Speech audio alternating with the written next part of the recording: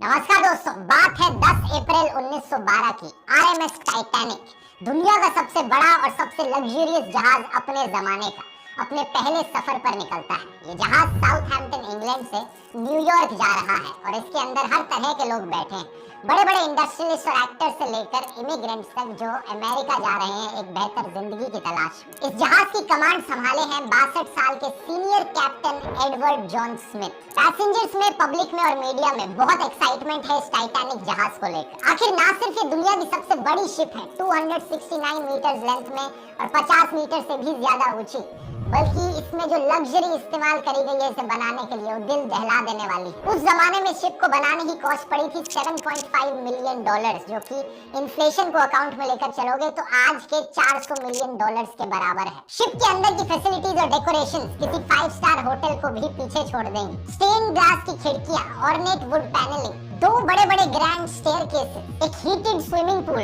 Turkish bath, electric bath, एक gym, एक squash court, 4 restaurants, 2 barber की दुकानें और एक लाइब्रेरी भी। और तो और जिस तरह के सेफ्टी फीचर्स का इस्तेमाल किया गया था टाइटैनिक को बनाने में, इस जहाज को अनसिंकेबल माना जाता था। ये एक ऐसी शिप है जो कभी डूब ही नहीं सकती क्योंकि इतनी सेफ है ये। व्हाइट स्टार लाइन उस कंपनी का नाम था जिसने इस टाइटैनिक जहाज को बनाया था। इस कंपनी के वाइस प्रेसिडेंट इतने कॉन्फिडेंट थे इस चीज को लेकर, उन्होंने पब्लिक के सामने आकर ओपनली कहा था ये जहाज अनसिंकेबल है। लेकिन अपने पहले सफर पर रवाना होने के सिर्फ 2 ही दिन बाद 12 अप्रैल 1912 को टाइटैनिक को अपनी पहली आइस वार्निंग्स मिलने लग जाती है। यानी जिस अटलांटिक ओशन पर तैर कर ये टाइटैनिक अमेरिका की ओर बढ़ रहा है वहां पर आइस मौजूद है। बड़े बड़े बर्फ के पहाड़ मौजूद हैं, आइसबर्ग्स, जो खतरा है इस जहाज के लिए। ये वार्निंग्स को इतनी अनयूजुअल चीज नहीं है। समुद्र से गुजरने वाले जहाज अक्सर अपने आसपास वाले जहाजों को रेडियो के थ्रू कम्युनिकेट करके बताते रहते हैं कि समुद्र के इस एरिया में बहुत ज्यादा बर्फ मौजूद है, ध्यान से आगे बढ़ना। इन वार्निंग्स को रिसीव करने के बाद टाइटैनिक अपने कोर्स को 2 बार बदलती है डेंजर को अवॉइड करने के लिए, लेकिन अपनी स्पीड को कम नहीं करती। 21.5 नॉट्स जो कि 40 किलोमीटर पर आवर के बराबर होता है, इतनी ही तेजी से ये जहाज आगे बढ़ता रहता है अपने लक्ष्य की ओर। 2 दिन बाद 14 अप्रैल 1912 7 और आइस वार्निंग्स दी जाती हैं, लेकिन कैप्टन स्मिथ और उनके क्रू इन वार्निंग्स को इग्नोर कर देते हैं। टाइटैनिक की रफ्तार कम नहीं करते। धीरे धीरे सूरज ढल जाता है, रात हो जाती है, तापमान नीचे गिरता है। इस 14 अप्रैल की रात के बारे में खास बात यह है कि चांद बाहर नहीं आया था। बिना मून के कोई मूनलाइट नहीं थी, तो विजिबिलिटी बहुत कम थी इस रात। जहाज के ऊपर एक क्रोज नेस्ट होता है, एक छोटा सा प्लेटफॉर्म जो काफी हाइट पर होता है, लुकआउट पॉइंट कह सकते हो। यहाँ पर किसी को बिठाकर रखा जाता है हमेशा, ताकि सामने जहाज के क्या आ रहा है वो नजर रखते रहे। कहीं कोई ट्रैफिक तो नहीं, कहीं कोई ऑब्स्ट्रक्शंस तो नहीं आ रही हैं। तो जो बंदा इस जगह पर बैठा था उसे बड़ी ही ठंड का सामना करना पड़ता है। बहुत तेज रफ्तार से ठंडी हवाएं बह रही थी, ऊपर से रात का समय था और ठंडी हवाओं की वजह से आंखों से आंसू भी आने लग जाते हैं, जिससे आगे देखना और भी मुश्किल हो जाता है। रात के 11:39 फ्रेडरिक फ्लीट नाम का एक बंदा इस क्रूज नेस्ट में बैठा है। ये अचानक से अपने सामने देखता है एक बड़ा सा बर्फ का पहाड़, एक आइसबर्ग आ गया है। जल्दी से 3 बार घंटी को बजाता है ताकि नीचे बैठे हुए लोग सुन सके। फिर फोन उठाकर कॉल करता है ऑफिसर्स को ब्रिज पर, चिल्लाकर कहता है सामने हमारे एक आइसबर्ग है, जल्दी से जहाज को मोड़ो। फर्स्ट ऑफिसर विलियम ब्रिज पर बैठे इस इंस्ट्रक्शन को सुनते हैं और इंजन रूम को संदेश देते हैं कि जहाज को लेफ्ट डायरेक्शन में मोड़ दो। लेकिन अनफॉर्चुनेटली बहुत लेट हो चुका है। सिर्फ 1 मिनट बाद 11:40 जहाज जाकर इस आइसबर्ग से टकरा जाता है। Titanic was a new breed of luxury liner. Titanic left port in Southampton, England. Among her passengers were many of the wealthy and influential. The band played the gayest tunes and American ragtime dances. The time was 11:40. The iceberg grazed the right side of the ship. And all of a sudden she lifted up quickly. Everything that was movable was going through her. I didn't think it was serious because I didn't think it was possible a big ship like that could sink. ये iceberg भी कोई छोटा मोटा iceberg नहीं था। Length में ये 200 bye 400 feet था, एक फुटबॉल फील्ड जितना बड़ा, और हाइट में ये क्रूज नेस्ट तक आ रहा था। साइंटिस्ट का एस्टिमेट है कि इस आइसबर्ग का वजन 1.5 मिलियन टन था। आइसबर्ग के साथ ये टकराव टाइटैनिक का जहाज के फ्रंट राइट साइड पर हुआ।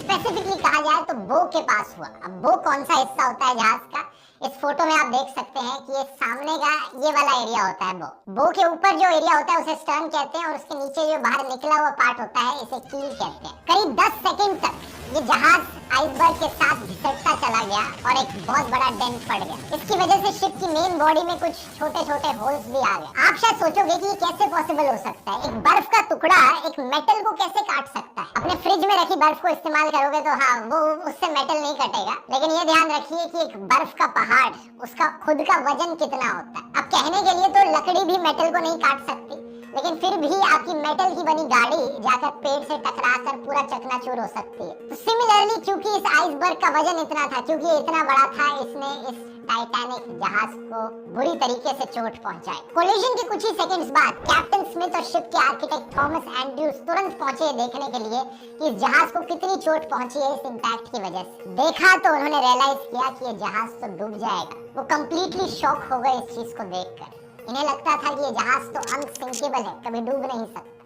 वीडियो के शुरू में मैंने बताया था इस जहाज को अनसिंकेबल माना जाता था क्योंकि जहाज के अंदर सेफ्टी फीचर्स कमाल के थे। दो मेन सेफ्टी फीचर्स थे जिसकी वजह से इसे ऐसा माना जाता था। पहला, इस जहाज के अंदर एक डबल बॉटम हल था। हल जो होता है वो जहाज की मेन बॉडी को कहा जाता है। डबल बॉटम हल का मतलब है कि दो लेयर्स लगी हैं यहाँ पर। अगर नीचे से एक लेयर टूट भी गई तो दूसरी लेयर बचा लेगी। और दूसरा, जो पूरी शिप की मेन बॉडी है, जो हल है, उसे 16 अलग अलग वाटर टाइट कंपार्टमेंट्स में डिवाइड किया गया है। 16 में से 4 कंपार्टमेंट्स भी अगर पानी के भर गए तो भी जहाज तैरते रहेगा, जहाज को कोई फर्क नहीं पड़ेगा। लेकिन आइसबर्ग से ये जो इम्पैक्ट हुआ था ये एक्चुअली में शिप के साइड में हुआ, तो जो डबल बॉटम हल था वो किसी काम का नहीं रहा। साइड में तो सिंगल लेयर ही लगी थी। और दूसरा, ये इम्पैक्ट इतना ज्यादा बड़ा था कि 16 में से 6 water tight compartments already breach हो चुके थे, उनमें पानी भर चुका था। लिमिट 4 तक की थी।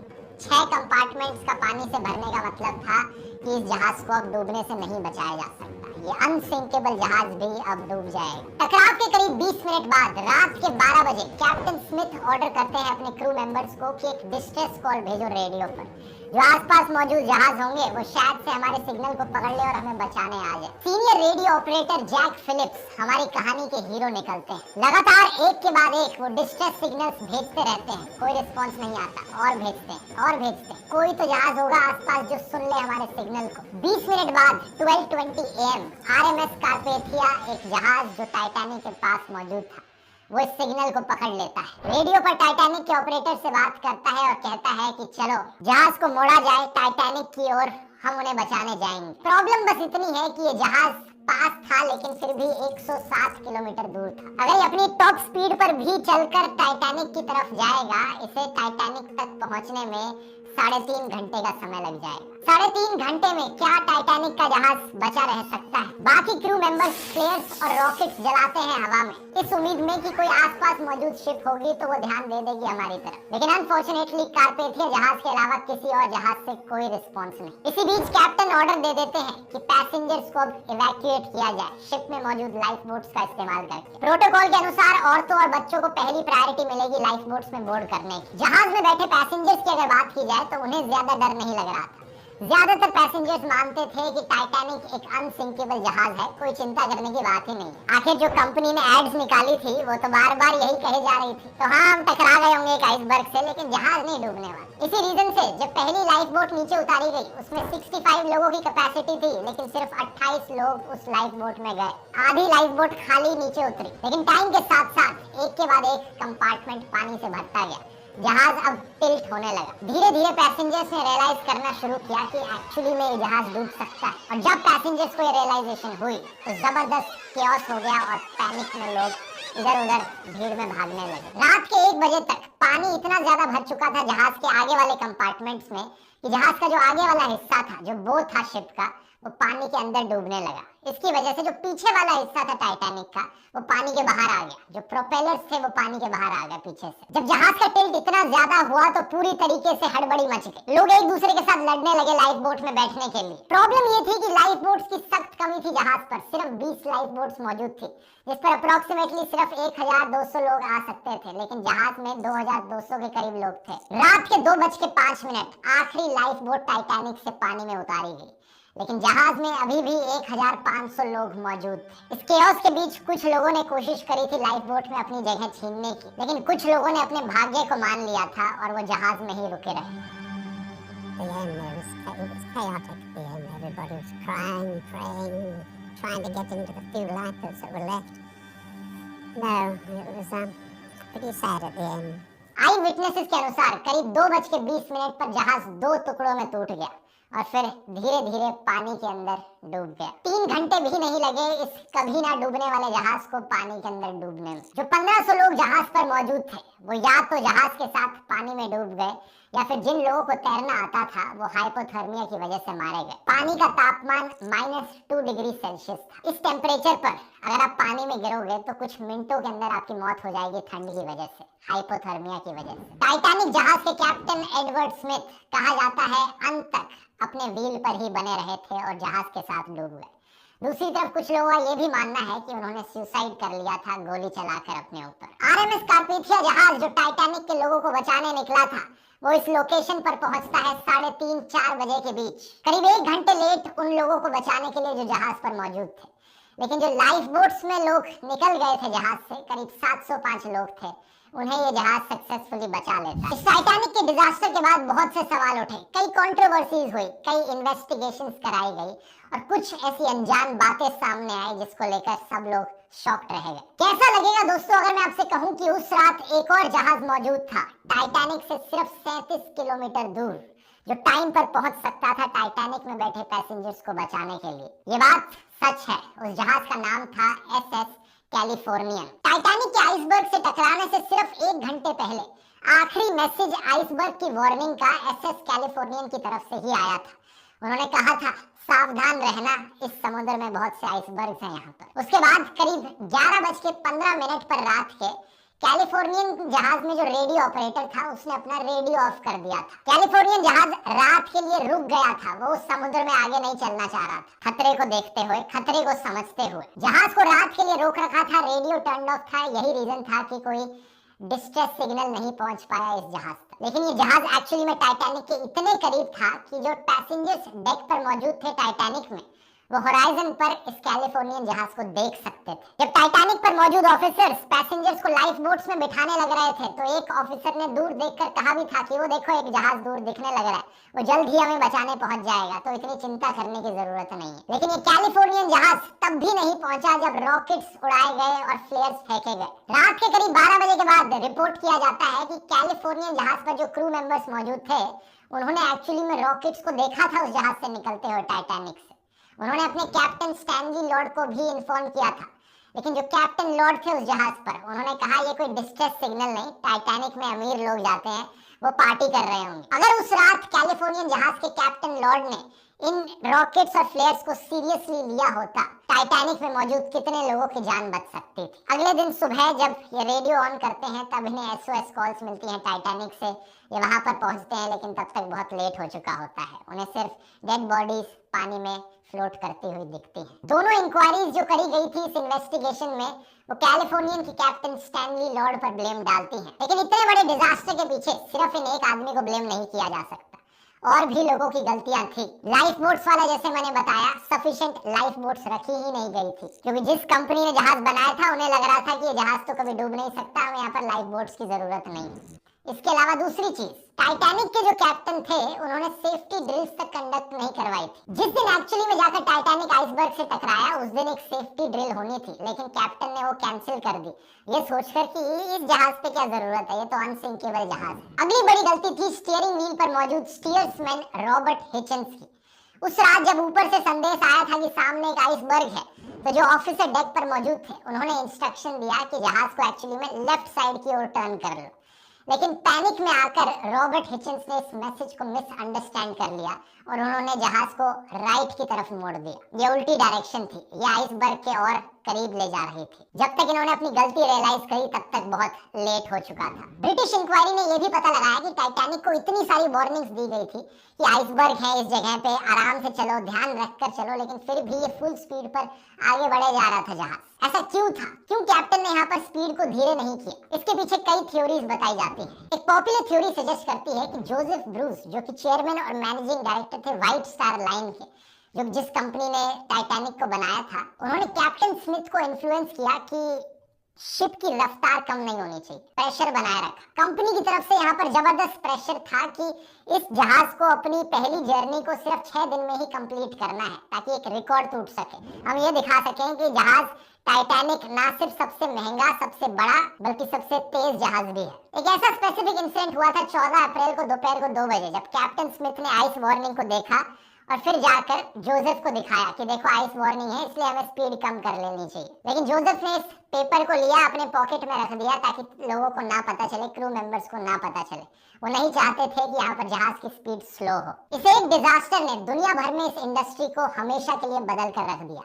कई सारी नई रेगुलेशंस और स्टैंडर्ड्स सेट किए गए जिससे कि ऐसे डिजास्टर्स फ्यूचर में ना हो। 1914 में एक इंटरनेशनल आइस पेट्रोल को बनाया गया जिससे कि आने वाली शिप्स को हमेशा वार्न किया जा सके जो आइसबर्ग्स उनके पाथ में आ रहे हैं। International convention of safety of life at sea यानी SOLAS एक ट्रीटी साइन करी गई जिससे नए स्टैंडर्ड सेट किए शिप्स को लेकर, जैसे कि एक लाइफ बोट रेगुलेशन बनाई गई कि जितने भी जहाज हैं उन पर sufficient amount of life boats होनी चाहिए हर पैसेंजर के लिए। टाइटैनिक की जो रेकेज थी जब टाइटैनिक जहाज डूबा, इस जहाज को पानी के अंदर ढूंढने में 70 साल से ज्यादा का समय लग गया।